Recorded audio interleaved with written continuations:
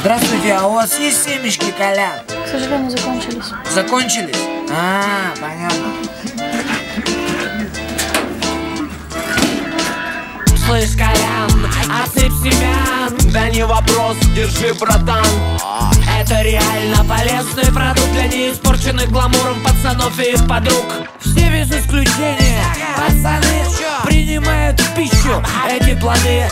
А Колян у нас спец по семенам. Вырастил подсолнух, урожай собрал сам. Носит во двор, угощает кентов. У нас веселая компания ровных друганов.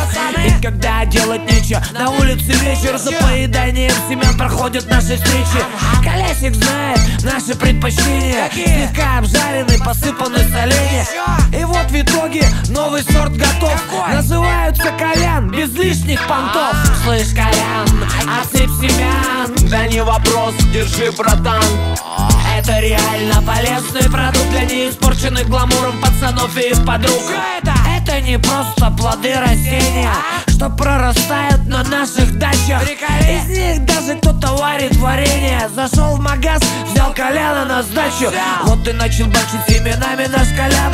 А мы тут с корешами поем песни под баян. А ну-ка, репзики, подхватывай припев. Семечкам Колян аналогов в России нет. Слышь, Колян, отсыпь семян. Да не вопрос, держи, братан.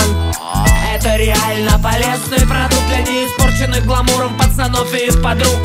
Слышь, Колян! Отсыпь семян. Да не вопрос, держи, братан. Это реально полезный продукт для неиспорченных гламуром пацанов и их подруг. Семечки, Колян, от души пожаренные. Поделись с близким, не будь жадиной.